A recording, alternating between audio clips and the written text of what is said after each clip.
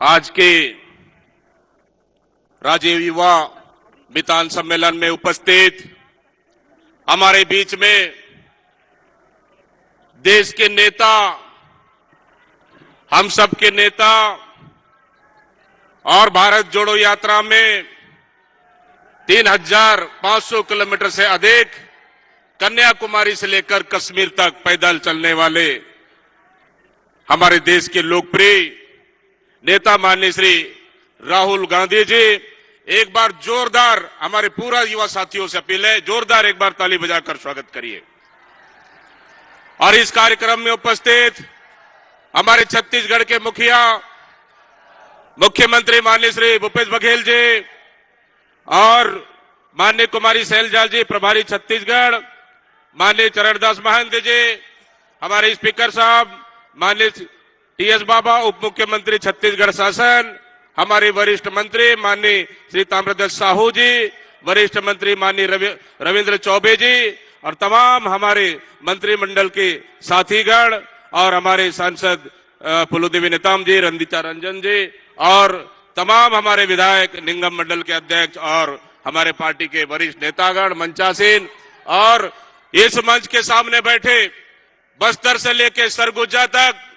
और मोहल्ला मानपुर से लेके रायगढ़ से आए हमारे तमाम युवा साथी युवा मितान सम्मेलन में उपस्थित हुए आदरणीय साथियों,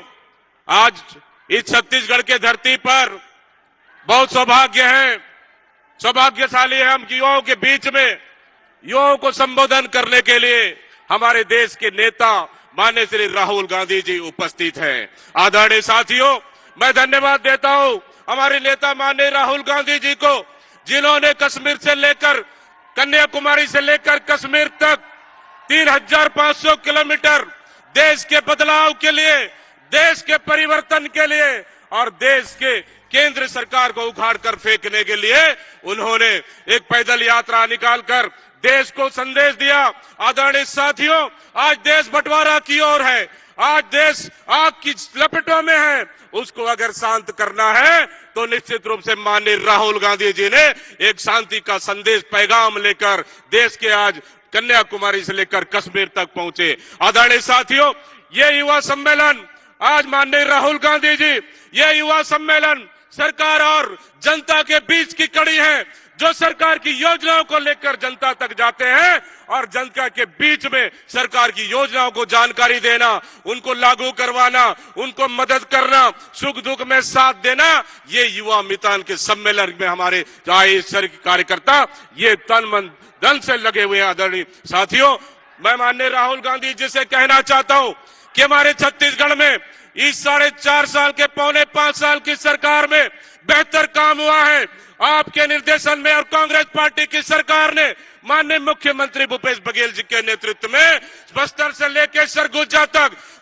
हर एक योजना, हर एक वर्ग, हर एक समाज के लिए जनहितकारी योजनाएं लागू की। आदरणीय साथियों, किसानों के लिए कर्जा माफी, किसानों के लिए 2,500 रुपए देने का काम हमारी सरकार ने किए और आपने जो वादा किए थे हमारी सरकार ने एक एक वादा पूरा किया। युवाओं को 2,500 रुपए, युवाओं को 2,500 रुपए बेरोजगारी भत्ता, युवा माता बहनों हाथों को मजबूत करने का काम हमारी सरकार ने किया। बस्तर से लेकर सरगुजा तक, मैं बस्तर से आता हूं, आज जिस समय 15 साल की सरकार में बस्तर जलता था, फर्जी नक्सलियों नाम से आदिवासियों को गोली मारा जाता था, आज कोई एक भी फर्जी एनकाउंटर नहीं, आज कोई वहां पे नक्सली आज दूर दूर तक पीछे चले गए हैं। आज बस्तर शांति की ओर लौट चुका है। आदरणीय साथियों, इसलिए मैं कहना चाहता हूं माननीय राहुल गांधी जी को कि आपने भरोसा रखा है कि हम जैसे युवाओं को, आज युवा आपको सुनने आए, आज युवा आपको देखने आए, आज आपका संदेश को सुनने आए।